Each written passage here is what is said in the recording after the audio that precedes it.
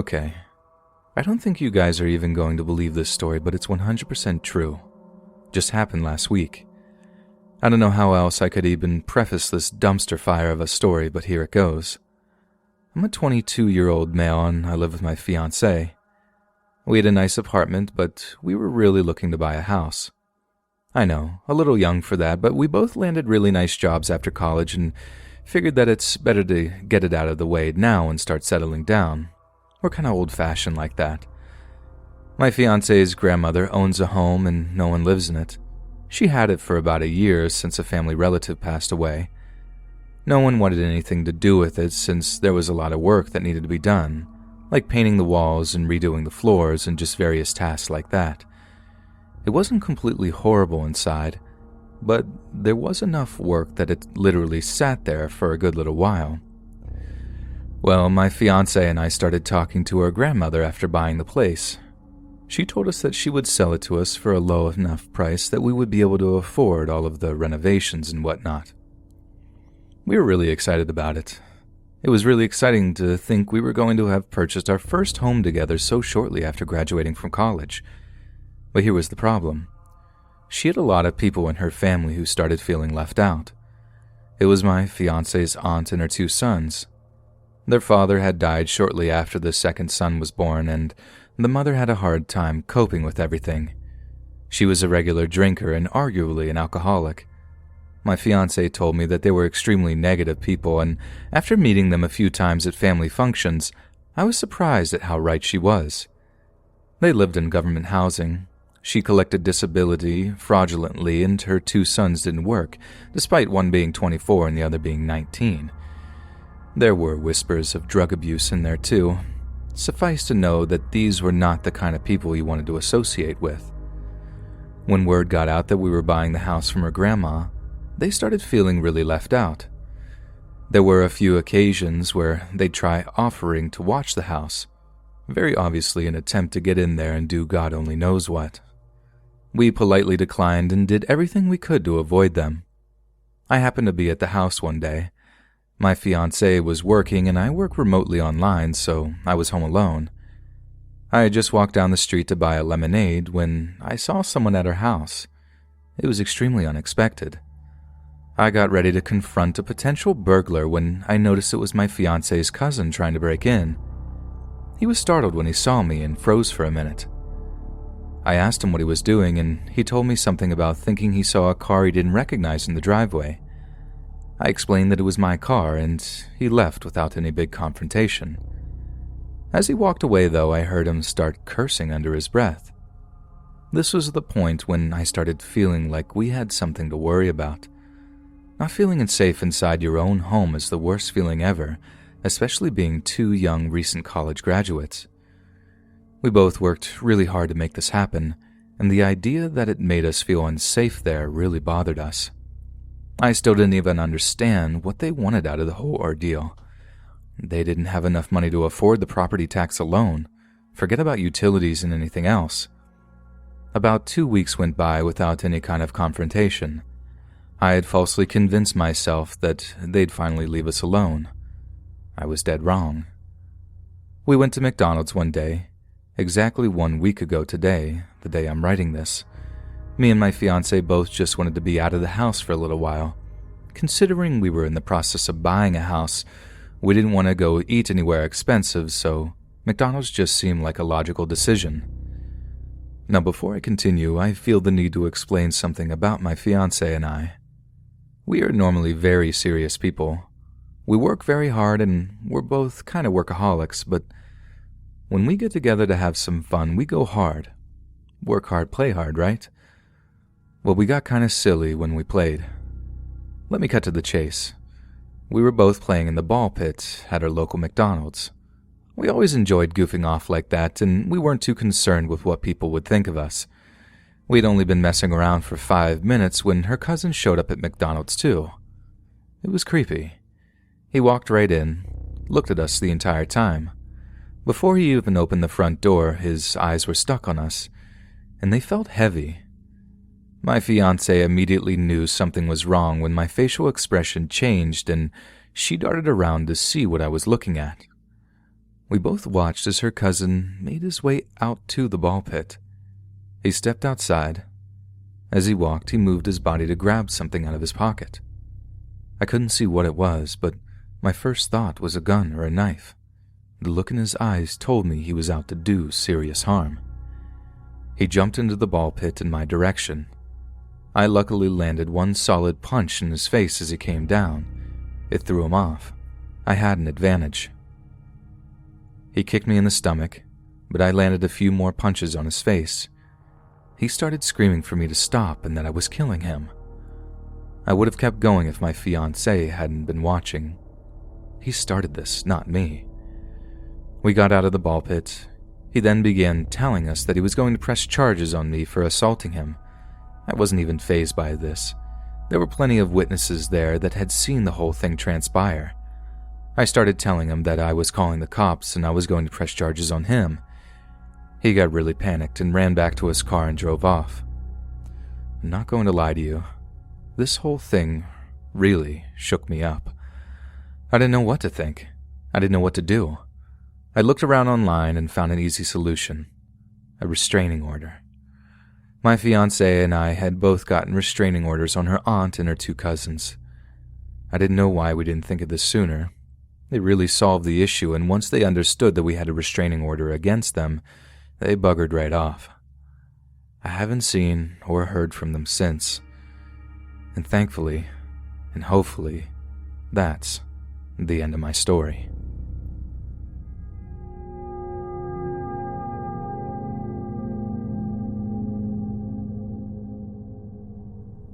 A little background on me. I'm a 19-year-old male and I was traveling with my girlfriend. We were on a road trip to visit my grandparents who lived a few states away. They said we could stay at their place for a few weeks over the summer, and it seemed like a no-brainer because they lived on the beach. The path to getting there, though, was really long and it was a painful drive. My girlfriend and I both disliked driving, but we figured that we could take turns and it wouldn't be so miserable. I think the total time on the road was about 10 hours. We were about 5 hours into the drive when we decided to stop off at a rest stop. I'm not going to lie to you. We stopped quite a bit. I'm a little compulsive with drinking water because I like to stay hydrated. As you might imagine, there are some consequences of being hydrated. It irritated my girlfriend, but not very much. I think she secretly liked that we were stopping on my sake and not hers, because she always seemed to buy something every time we stopped. This one rest area was not horrible or anything. Wasn't in a bad area or anything like that. It seemed like a very typical, safe rest stop. But this is where one of the most horrifying experiences of my life took place, at least the first part of it. This has simply been one of the many times when I had to pull off the road to go pee. When I saw that there was also a McDonald's near this one rest area, I decided to wait until we got there. I normally don't eat McDonald's, but I let myself do it on special occasions like road trips. It makes the drive go by a little better, even if it makes my stomach feel like garbage. So, I went to the bathroom and she bought more cigarettes. We had already made our way to the McDonald's when we had our first appearance with Creepy Guy. We actually did talk to him a little bit. Let's call him Joe. Joe may have been the strangest looking man I'd ever laid my eyes on. He looked like he didn't come from this country or something. And not on a racial basis or anything, he just looks like he had a completely different lifestyle, as if he lived off the land and had never used electricity. His beard went all the way down to his stomach, and if you looked at it for long enough, you could see food particles in there, and some of them not even from a meal that he had eaten that day. So that should give you a good idea of his level of cleanliness. The rest of his outfit followed suit. A dark pair of jeans that look like they hadn't been washed in a decade, and a large leather jacket that looks like the oldest thing I've ever seen in my life. I'm sure it actually wasn't that old, but it had a timely appearance to it due to it being in such poor condition. Anyway, we spoke to Joe because he awkwardly sat next to us at McDonald's. I thought this was extremely strange, and it definitely weirded me out. I'm an introvert by nature, and talking to people is extremely taxing. My girlfriend is an extrovert and always attracted people that were interested in conversation. I just found it strange because I've never had someone randomly sit at the same table as me when they were complete strangers. I figured that it was because my girlfriend attracted talkers, but looking back, it was probably because we appeared to be easy targets. Joe sat down right next to my girlfriend and started asking us where we were going. My girlfriend, being the optimistic and unsuspecting person that she is, gave him the entire story, that we were basically 5 hours away from anyone that we knew in any direction. I tried to give her a look that she needed to shut up, but she didn't get the hint. We had already ordered our food and we were eating when he sat down. He didn't order anything. He just invited himself to our table and talked to us for the entire time we were there. At first he was rather polite, but had a really thick accent that didn't seem like it belonged anywhere. I couldn't tell you where the accent came from because I've never heard anything like it in my life, and this is coming from someone who knows plenty of people from the North, Midwest, the South, Australia, and anywhere else. This accent just didn't seem like it came from Earth. After a painful experience of trying to get away from Joe, we got back in our car and started up on that journey again. As we got to our car, I also noticed that Joe had gotten into his car as well. As we had pulled out, Joe was a good distance away from us. I thought this was extremely strange, and the warning sign in my head went from flashing to high alert. I knew that we were in some kind of danger. I was driving and I tried putting the pedal to the metal. The next half hour or so, I had probably sped more than I did my entire life. I was normally a really safe driver, but this guy was really freaking me out. I tried telling my girlfriend that this guy was tailing us, but she didn't believe me. She thought I was just being paranoid. But what are the odds of seeing this guy at a gas station and then him being behind us for 30 minutes after we got on the road? She told me to pull over at the next rest stop and we would know for sure if he was trying to do us harm. Stupidly, that's exactly what I did. And my worst suspicion was true. He pulls off at the same rest stop and parked right next to us. My adrenaline was rushing as I got ready to fight this guy. I didn't know what else I could do. I told my girlfriend to call the police and then I got out of the car. He was easily a foot taller than me, and he was a little older and probably not in the best shape. I had the benefit of being an athlete wannabe at my college.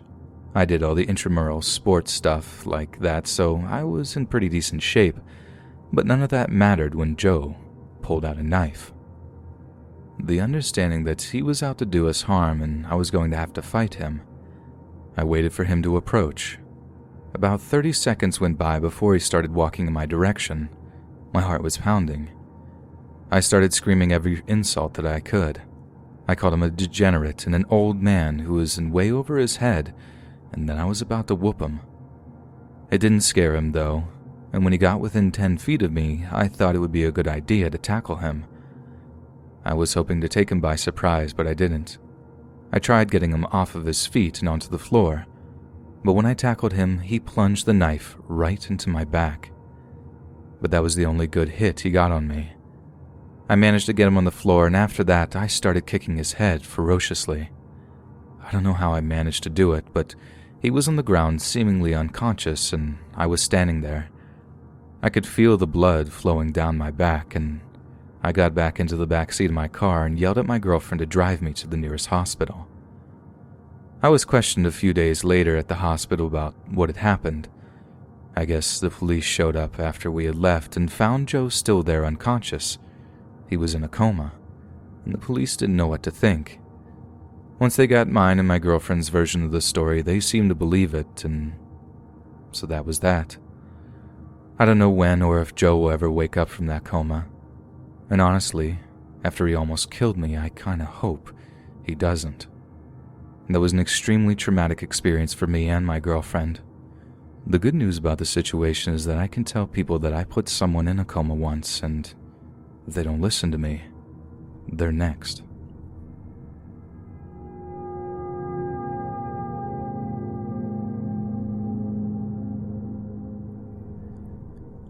I'm not sure if this is the creepiest or the most disgusting thing to ever happen to me, but here it is. I'm a 17-year-old female, and this happened about 3 months ago. Me and my friends always like to go to McDonald's after we had a good yoga session. You could call us regulars. We probably did yoga together 2 or 3 times a week, and it wasn't a class or anything. It was just me and 3 of my friends. We had another friend, Olivia, who occasionally joined us, but she was kind of flaky. If she didn't feel like doing yoga that day, we just went ahead and did it without her. We had been in this routine for a couple of weeks at this point, and we always looked forward to getting some nice junk food. There was something about McDonald's that was like the guilty pleasure of my entire existence. I normally didn't get it otherwise, but I really looked forward to the couple of occasions that me and my friends went there. But this one experience was horrible. I had been there enough that I started to recognize the people that worked there. I never had conversations with them, but I knew their faces well enough to spot when someone new was in the back working. That's exactly what happened this one Wednesday afternoon. I noticed this guy with really thin hair. He had a really creepy face, and I'm not sure how to describe it exactly. His eyes were humongous. They looked like the eyes of a bug. And then he had this really strange body language that always kind of freaked me out. It was like jumpy or something. If he was deep frying French fries, for example, he would stand perfectly still for a second, and then really quickly submerge them in one motion, and it would splash grease all over. This was very unusual considering I had seen enough people put down fries that there was an easier way he could have done that. He didn't have to splash it like that. I was watching him one day and we made eye contact. It was really unusual too because I was looking at him as my mom's credit card was processing to pay for my meal. He had his back turned toward me. I was trying to figure out if I knew who he was, and then he just spun around to look at me, and it was all in one motion. It was just really freaky. So I started noticing him more and more. He was always working whenever my friends and I got finished with our yoga. It didn't bother me too much. My friends also noticed how weird he was and told me about similar experiences. It wasn't creepy enough that we stopped going or anything, but it was certainly enough to notice. I remember the day in particular. It was a weekend because I didn't have school that day. Me and my friends had just finished a really good yoga session and we headed over to McDonald's. Anyway, my friends and I ordered our food and were waiting for a few minutes. It took a little bit longer than usual, which isn't really an issue because we're not impatient or anything. But here was the weird part. They weren't busy. We were basically the only people in there waiting for food, and I think they had one other person who had already ordered who was sitting down and already eating. I didn't see any cars in the drive-thru, and I just found the whole situation extremely bizarre. I had noticed that the creepy guy was working, but I didn't see him for a very long time. He went behind a wall that I couldn't see him around, and I wasn't sure why he did this either. Life went on, and we got our food and sat down. I normally start by eating my fries and then have whatever my main meal is after that. Today it happens to be chicken nuggets. I got a 10-piece. As I was eating, I felt that creepy guy's watchful eyes looming over us. I felt really freaked out, and I convinced my friends to take our meal into the car to leave. As we left, I looked back to see him frowning at me. I didn't stop walking. Well, we got out there, and for a few minutes I felt like I was being paranoid and I overreacted. My friends thought so too, until I looked at my chicken nuggets. I looked inside of the box they were in, and they seemed to be covered in some kind of weird substance. I couldn't quite make it out, and I didn't know what to think. My immediate reaction was that they had put mayonnaise on it or something. Thankfully, I was smart enough to ask my friends before I took a bite. My one friend screamed, "That freak jizzed on your nuggets." The more I analyzed this strange substance on my chicken nuggets, the more convinced I became that it really was, in fact, that. That certainly explains why it had taken so long for us to get our food. I didn't quite understand how he was able to pull it off, though. He was one of at least 5 other workers there. It's not like they would have just allowed him to do this, right? Whatever the case may have been, I didn't feel comfortable eating those chicken nuggets, and I threw them out without hesitation. My friends and I were all really freaked out that this had happened to us. My friends threw out the rest of their food just to be on the safe side. We weren't really sure if we should have reported this incident to the police or something. We really didn't know what to do. We just kind of laughed it off as being one of those crazy life experiences, and that was it. I haven't gone back to McDonald's since this whole experience.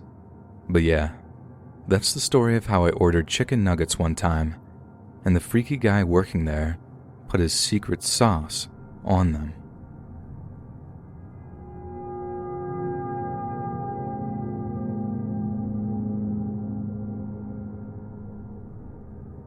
I was 19 years old at the time.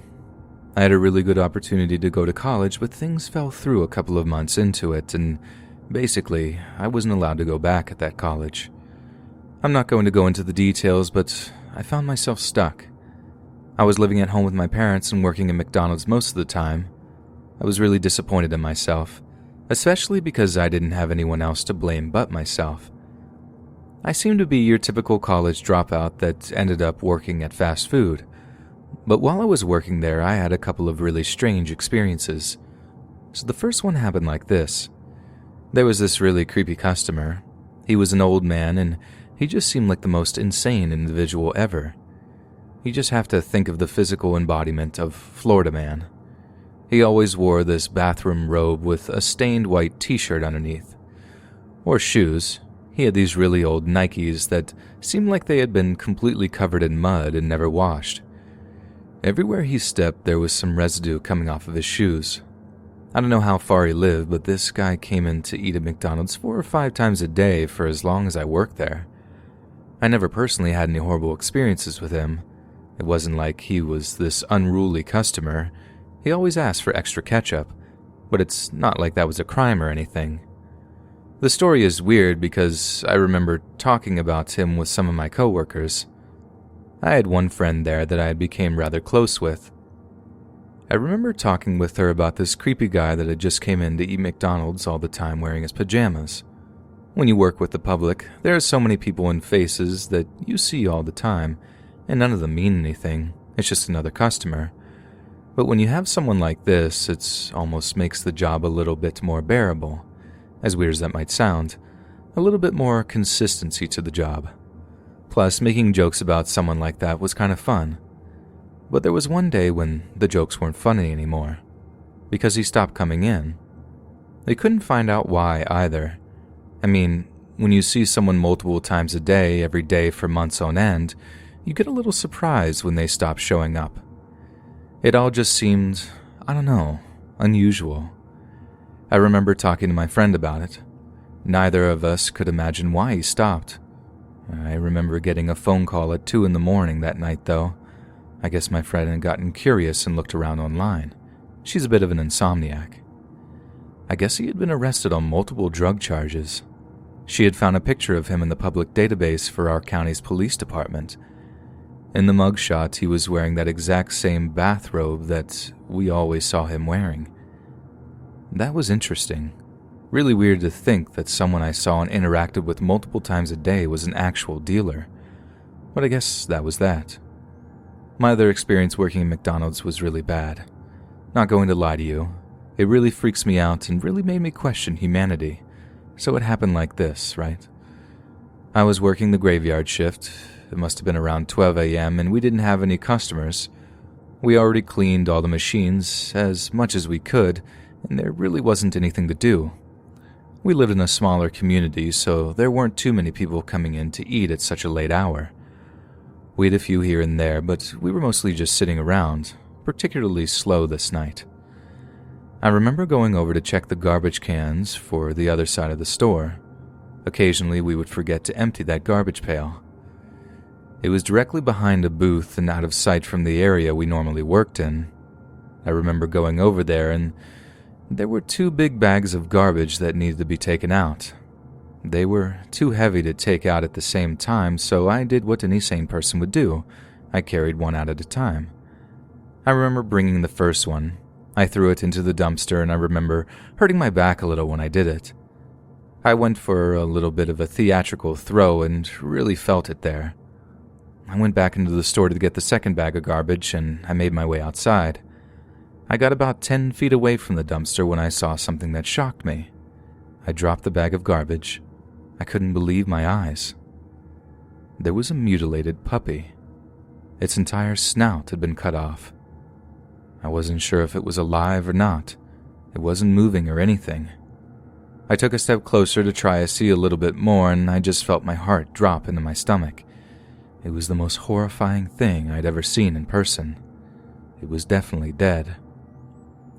It wasn't leaning up against the dumpster, and it was just a horrifying thing to see. I ran back inside and asked my coworkers what we should do. We decided to call the police, but they didn't really help much.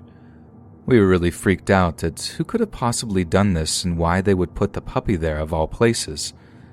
The part that still freaks me out is that whoever had done this had been waiting for me to go back inside of the building, and in the few seconds before I came back out, put it right next to the dumpster.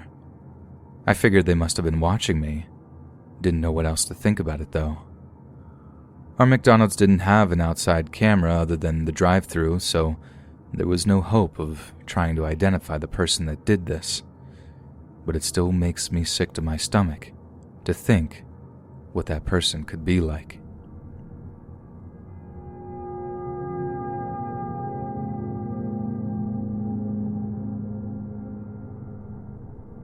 This story happened a couple of years ago, about 8 years ago actually. I was 10 years old at the time, and it's the reason I haven't gone back to McDonald's for nearly a decade. I never plan on going back there again, actually.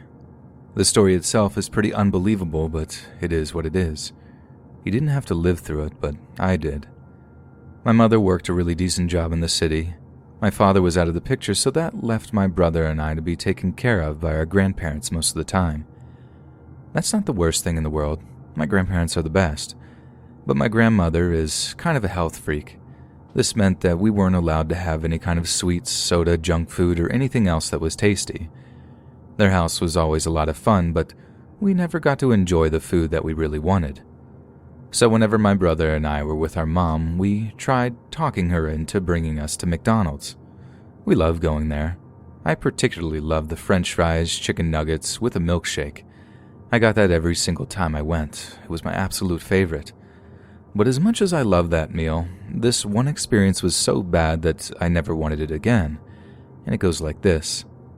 My mom had gotten off of work a little early this one day and picked us up at 4:30 in the afternoon. This meant that she was going to be able to have some time to bring us to McDonald's, which we had been begging her to do. We made our way there, and I remember singing some goofy song on the radio as we drove there. My brother and I were so excited, and my mom was happy that she could make us happy. My mom was not a fan of eating in the car. She really liked her car and wanted to keep it clean, which meant no eating, so we went inside to eat. When we were in there, everything went just as you'd expect. We ordered our food, sat down, and ate. That's all there really was to it. The bad part didn't come until we started to leave. We were making our way out of the McDonald's when a Hispanic man with a really strange mustache started saying something to my mom. I remember him being somewhat incoherent because of a thick accent, and many of the words were ones that I had never heard before. I immediately identified this man as problematic and could tell by his body language that he might be a threat. But after all, I was only 10 years old and couldn't do a whole lot. My mom got my younger brother into the car, put his seatbelt on, and closed the door. She told me to get into the car too. I can tell by her panicked tone of voice that she was extremely worried by this guy. No matter what he said, she didn't reply. My mom got into the driver's seat and started the car in the same motion and then went to close her door. But by this point, the man was already close enough that he could hold the door open and stop it from being closed. My mom started telling this guy to back off, but he only got more aggressive. He started saying stuff like, "You can run from me, chica," and other stuff like that. That was one of the only phrases I remember him saying. Again, a lot of it was incoherent to me. My mom never did get her door closed until she started backing out anyway, and knocked this guy onto the floor. I guess he wasn't expecting her to actually go, but this only antagonized him even more. I remember watching him as my mom was peeling off. He got back up immediately and ran to his car, which was only about 4 parking spots away. He started it and started following us. He wasn't trying to run us off the road or anything, but he was definitely following us. I remember asking my mom what we were going to do. She said that I had to be quiet and let her think. Well, we drove around for about 20 minutes. I could tell that it wasn't the path to go home that we always took. I remember it feeling like a really long time that we were on the road. The sun started to go down and we all felt a lot of tension. My mom eventually had the good idea to go to the police station. She called the police on her cell phone before she got there and told them about the situation. When we got there were policemen waiting in the parking lot. Despite there being cops all over the place, this guy still followed us, parked right behind us, and got out of the car, running at my mom. It was honestly terrifying. Thankfully, a police officer had tackled him and they took care of him from there.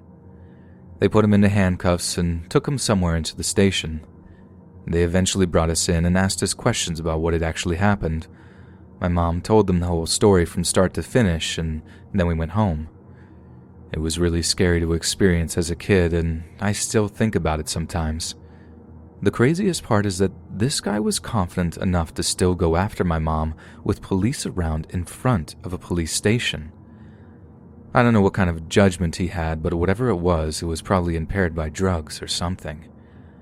A couple of weeks later, a lawyer had contacted my mom.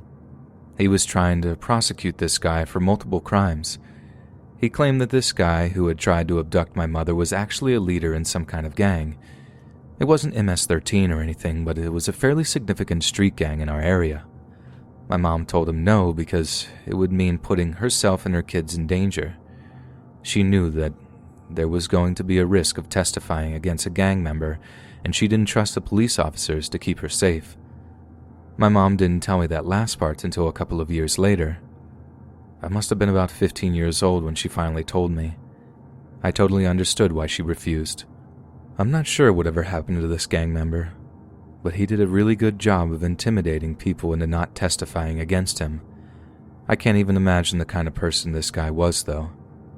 Imagine going to McDonald's, seeing a mother with 2 kids, and then wanting to abduct her, and then being crazy enough to follow her on the road for a half hour and park behind her in front of a police station.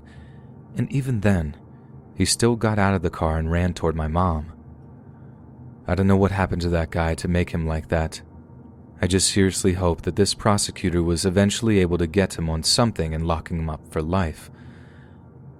I don't know how people like that are able to roam the streets so freely.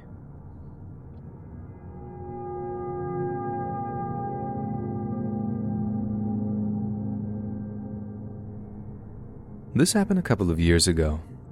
I was a freshman in college, my second semester. I was kind of a loner, if I'm going to be honest with you. Still am. At the time, I had a small YouTube channel here where I made enough money that I didn't have to work a regular job. Most college students had to work fast food or whatever, and I was fortunate enough to not be one of them.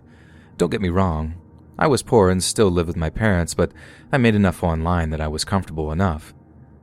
I remember my schedule was pretty hectic this second semester. I had a really long day on Friday. Every Friday, my first class was at 7 a.m., and my last class of the day was at 4 p.m. There were a couple of hours between classes throughout the day, and I think I had about 4 in total. I lived too far from college to be able to justify driving back home, so I just kind of had to wait around on campus all day long. It was only about 4 weeks into the semester when I was really tired of this routine already. I seriously thought about dropping one of the classes, but I figured that it was going to be worth it if I could graduate when I planned to. At the end of this particular Friday, I was starving. I didn't like to eat anything on campus because I didn't really trust the staff. I know that might be bad to say, but there was this one time that I ordered food from the cafeteria on campus and got food poisoning. They're a little infamous on campus, and there are a few people that regularly eat there. Understandably so. I just found myself waiting until I got out of class to eat. And then I can eat somewhere that I actually wanted to. I wasn't sure exactly where I wanted to eat after class, and I just settled on grabbing some McDonald's on the way.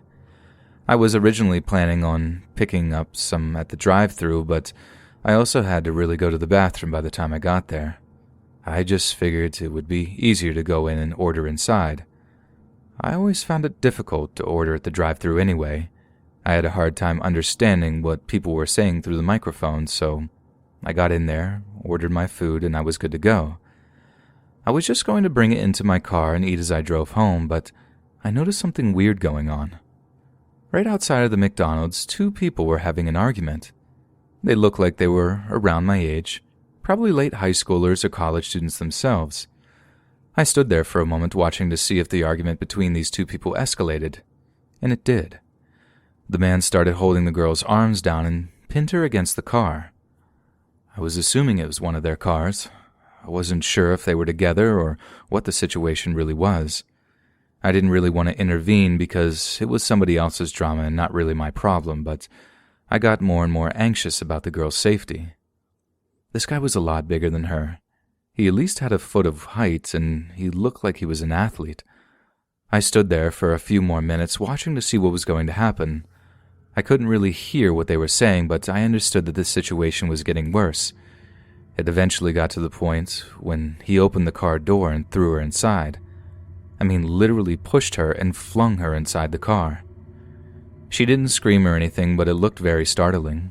Made me jump a little bit, and then he went inside the car too. They were in the back seat, and I immediately got suspicious when he closed the car door behind him. I heard the girl start screaming from inside the car and immediately knew that I had to do something. I put my McDonald's food down on the sidewalk and then ran over to the car. I opened the car door, and he was very obviously surprised that I had done so. I saw that he was about halfway through taking off his belt. I punched him in the back, and this antagonized him. He struggled to get out of the car so that he could fight me. Thankfully, there were a few other people who had gotten involved before me and him had a go at it. There were two older men in their 40s who happened to be walking into the McDonald's that turned around and came over to help. When the other people started getting involved, he got anxious and just got in his car and drove away.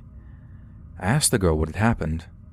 She told me that she didn't know that guy and he was just some random freak that wanted to use her. She claimed that he asked her to do it, but when she declined, he started getting confrontational about it, and I guess that was when I had noticed what was going on. This guy wasn't very smart. We were eventually able to identify him, and he was eventually charged with assault. The situation could very easily have been bad.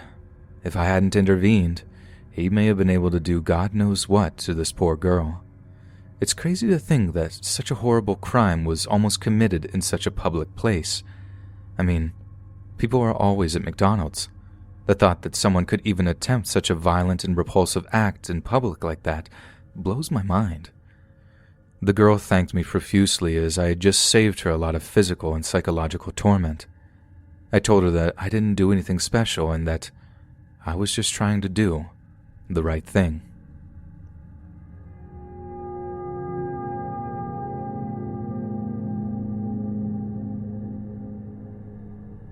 I witnessed someone end their life at McDonald's. It happened a couple of years ago, and I don't really like to think about it too much.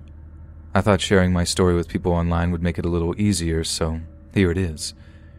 This is kind of my attempt to make peace with the situation, and I hope that the soul of this poor man is resting in peace. I don't remember a lot of the details. It all seems really fuzzy, like it was all just a bad dream that never should have happened. I do remember some stuff, though. I remember it was raining. It was 2 weeks before Christmas. I remember that I had just finished working overtime, so it was pretty late.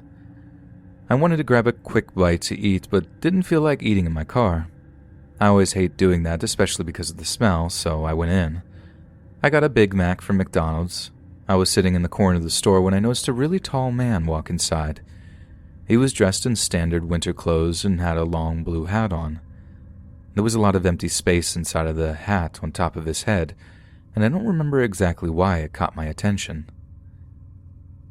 I watched him for a few minutes. I wasn't particularly interested. I was just sitting there eating and didn't really have anything else to look at.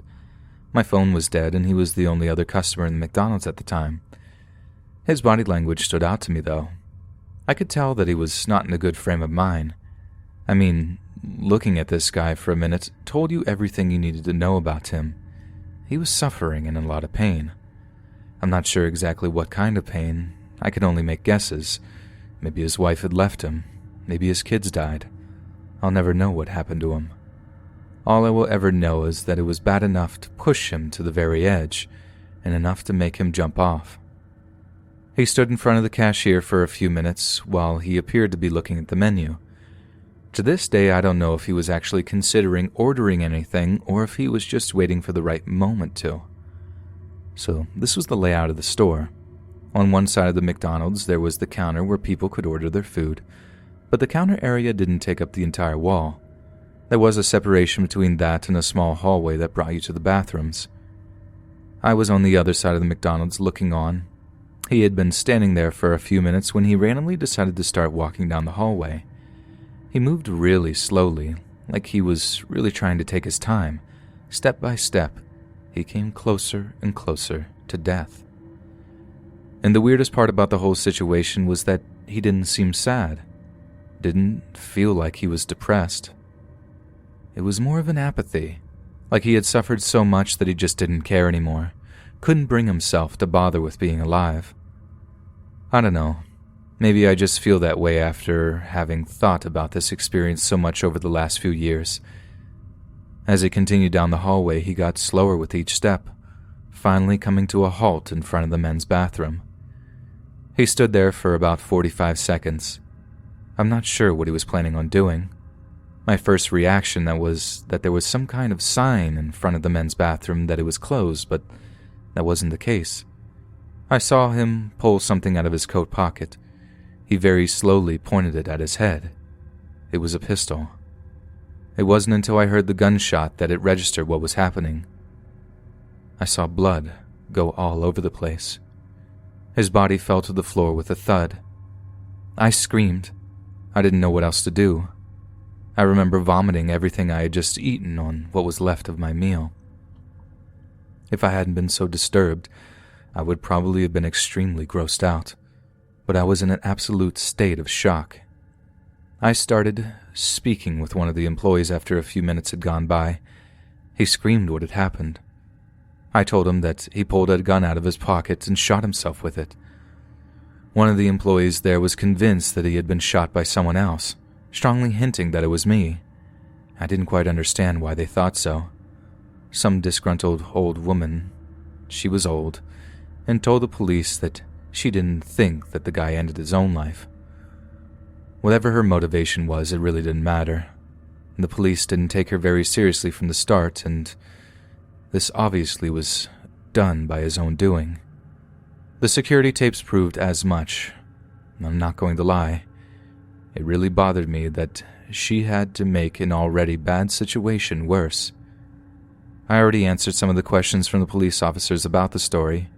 I remember driving home that night. I remember how alone I felt. This had really taken a toll on me. I pray for that guy's soul every day. I really hope he's in a better place. I can't imagine how horrible things must have been for him that he would have offed himself in a public place like that. I haven't eaten out since this whole experience. I have the strange fear that I'm going to witness another one in public like that. I know it's not rational, but I definitely feel that way. I'm not sure why. I'm not sure why this happened, and I probably never will. Hey friends, thanks for listening. Be sure to subscribe and click that notification bell to be alerted of all future narrations. If you got a story, be sure to submit them to my subreddit, r/letsreadofficial, and give and receive feedback from the community and maybe even hear your story featured on the next video. And join my Discord to interact with me and other listeners directly. And if you want to support me even more, grab early access to all future narrations for just $1 a month on Patreon, and maybe even pick up some Let's Read merch on Spreadshirt. And check out the Let's Read podcast where you can hear all these stories in long compilation form and save huge on data, located anywhere you listen to podcasts. Links in the bio. Thanks so much, friends. And remember, the best things happen in the dark.